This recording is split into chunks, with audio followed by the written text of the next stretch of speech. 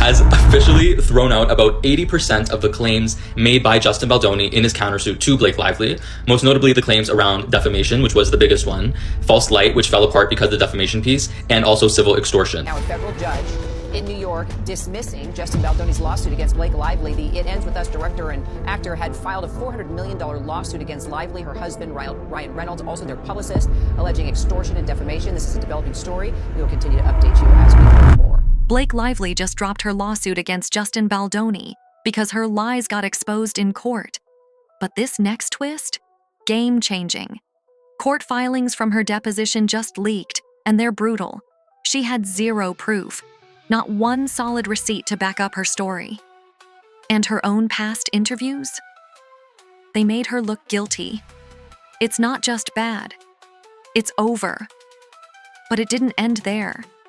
Blake's blaming a smear campaign. As if she didn't spend the past year dragging Baldoni through the mud herself. She bounced between courtrooms, twisted headlines, and sold the helpless victim act like she was auditioning for an Oscar. But the costume's slipping, and what's left is just chaos. Now here's where it gets insane. Damages, including but not limited to severe emotional distress, pain, and humiliation. The fifth cause of action, this was retaliation in violation of the Californian Labor Code. She again repeats that she suffered and therefore must be paid for her severe emotional distress and pain. In the sixth cause of action, she lists it again. She's accusing them of failure to investigate and prevent the alleged harassment. But of course, because she lived through that, she wants them to pay for the severe emotional distress. Now, I will say it is not mentioned in the seventh cause of action. It is not mentioned in the eighth cause of action, and it is not mentioned in the ninth cause of action. Blake's entire case is falling apart. She's been caught lying, flip-flopping, and scrambling like the public can't see through it. Her team's pumping out fake girl boss tweets while the legal walls crash around them. It's embarrassing and deserved. Brace yourself for this one. Blake now says she never wanted to go public. The same woman who called Baldoni dangerous and plastered her story across headlines. So which is it? Because you can't play victim and mastermind at the same time. But things were about to explode. Today was supposed to be her big deposition.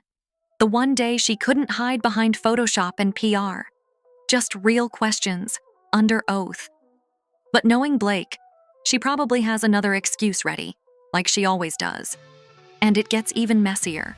She once ghosted an entire movie set, blaming everything from sick kids to bad weather. So if she skips court, it wouldn't shock anyone. But whether she shows or not, it's too late. The public's done with her act. They see through every fake tear and every recycled speech. The damage? Permanent.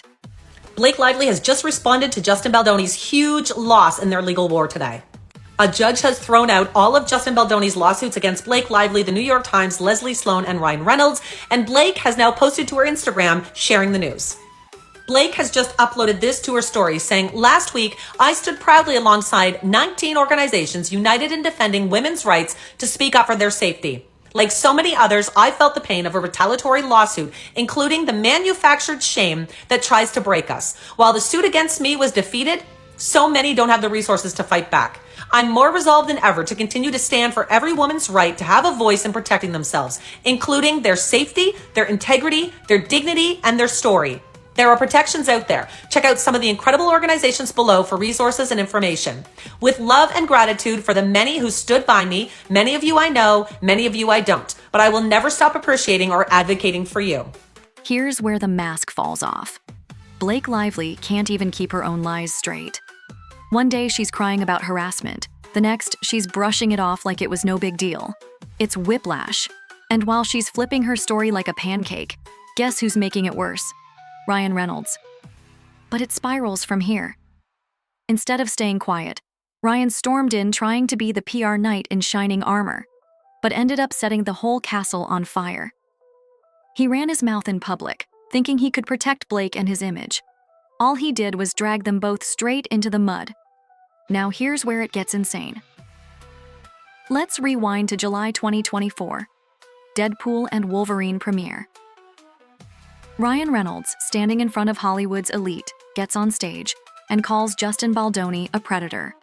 Not in court, not in private, in front of cameras, out loud, like it was comedy hour at a defamation club. But that's just the beginning. His only excuse? Freedom of speech. Yeah, because apparently slandering someone in front of flashing cameras is now a quirky personality trait. And the worst part? Blake herself has admitted the whole situation wasn't even that serious. And that's when the tables turned. She dragged Justin's name through the dirt for months, told the world she was a victim, then casually told reporters it wasn't that bad. Meanwhile, Ryan's out here yelling predator and acting like the Constitution is his scriptwriter. It turns darker from here. She just makes stuff up and then disappears when it's found out to be false. So that's your source, by the way, number one. Number two, it appears to be because she contacted James Matuszka's official email via the Daily Mail, and it bounced back. It would not shock me if he was bombarded with emails and said, can you shut off my public-facing email? But it also wouldn't shock me if a Daily Mail reporter got fired for betraying a source, number one, and two, falsely incriminating a very, very powerful and famous publicist, Leslie Sloan, and getting her involved in an entire lawsuit she did not need to be involved in, all because of a misunderstanding over a text. But I would like you to keep your eye on who is passing around this information, because maybe James Matuszka was fired. Maybe he is going to rescind his affidavit. But that has not officially happened yet. So why are certain people reporting it as absolute fact when nothing official has come out? And why are they all reporting it at the same time together with the same supposed source or information? As always, you can believe whatever you want, but there is media manipulation happening. You do not have to fall for it. WME, Justin's management team, cut ties with him right after Ryan's outburst. People said it was just a coincidence, but it wasn't. Leaked audio proved it. Ari Emanuel, former CEO of WME, flat out admitted he backed Blake and Ryan. He said it himself. He never trusted Justin. But this part left everyone stunned. Emanuel didn't just pick a side. He picked revenge. He said F Justin Baldoni on tape. That one sentence pulled back the curtain on the whole sabotage. This wasn't just messy, it was surgical. It didn't end there. Blake's own contradictions are the smoking gun. One minute she's saying the incident was not that bad, and the next she's hiding behind Ryan while he publicly nukes someone's reputation. The favoritism is disgusting. The sabotage, crystal clear. It's like watching two overpaid celebrities use their fame as a weapon. And now they're getting caught red-handed. But the real chaos starts here. That single line from Blake, saying it wasn't really serious, just set Ryan up for a major legal disaster. His meltdown isn't protected speech anymore. Legal experts are already circling, saying the combo of Blake's conflicting statements and Ryan's public slander could unlock the one thing Justin needs: proof of actual malice. And it gets even messier. For anyone who doesn't live in courtrooms, actual malice is the key that cracks a defamation case wide open. And thanks to this Hollywood train wreck, Justin might actually have it now. Blake and Ryan thought they were too powerful to face consequences. Turns out, they're not. But this next twist? Game-changing. Blake Lively herself said she's been through worse in Hollywood than what happened on Baldoni's set. So why ruin a man's life over something she didn't even think was serious? It reeks of manipulation, and it's backfiring hard. Just wait until you hear this part. Let's rewind to her big empowerment speech at the 2018 Met Gala. She stood on that stage in full glam, flashing her designer gown, talking about how no man defines her. The crowd clapped like she just saved feminism. She bathed in applause, playing the strong woman card. But things went downhill fast. Fast forward to now. And that entire speech is a joke. The same woman who bragged about standing on her own 2 feet is now hiding behind flimsy harassment claims and using her husband like a legal hitman. The second her movie flopped, she whipped out the victim card like it was a press pass. Subpoenas are flying off the shelf in this case. There must be no tariffs on subpoenas. Because apparently Blake Lively has subpoenaed Perez Hilton, Candace Owens, and Andy Signor from Popcorn Planet. It's a subpoena in a room with us, and where is mine? How dare y'all leave me out of this? I didn't even know this was a thing until I posted my last video, and my comment section was going crazy like, did you get a subpoena? Did you get a subpoena? No, girl, I wish. I want a vacation. But Candace Owens was live earlier today and said it's not true. She didn't receive a subpoena. She didn't even know she was in this conversation until TMZ reached out to her for comments. People Magazine is reporting they reached out to Perez Hilton and Andy Signor, and they did not immediately respond to them for comments. I reached out to Andy for comments, and I got one. And unless the subpoenas are now getting manufactured in China and they still have to clear customs, they're not here yet. Don't nobody have no damn subpoena. But I can almost guarantee you Perez's comments about the fact that he shares a lawyer with Justin could be why they think he knows anything. They wouldn't include me in the subpoenas? Gladly. Just make sure you have the funds. Business class in a nice hotel. And a car service, of course. Not too much, not too much. And I will sing like a canary. Here's where the truth hits hard. This wasn't about justice. This was about revenge. Her feminist brand? All smoke and mirrors. Behind the scenes, her entire legal team is male-led. Her biggest attack dog is Ryan Reynolds, who's out here acting like a middle school bully. So much for independence. It spirals from here. She went from "no man defines me" to "Ryan, please cancel Justin for me" in record time. You can't script this level of hypocrisy. But what it proves is deadly serious. Ryan acted with reckless disregard for the truth. And the public? They're finally seeing it. This part left everyone stunned. Blake's being roasted left and right. Not because she stood up for herself, but because she weaponized feminism to dodge accountability. And now, nobody's buying the act. That's when everything unraveled. While Blake flails around trying to control the narrative, Justin Baldoni might just be playing the long game. He's quiet, strategic, and letting the facts speak while she sinks her own ship. Let's not forget his defamation and civil extortion counterclaims, dismissed without prejudice. Translation? They can come back harder than ever. But this next twist? Game-changing. This wasn't surrender. It was a calculated pause. Justin's not out here turning the courtroom into a PR circus. He's not spinning headlines or faking victim tears. He's letting Blake expose herself.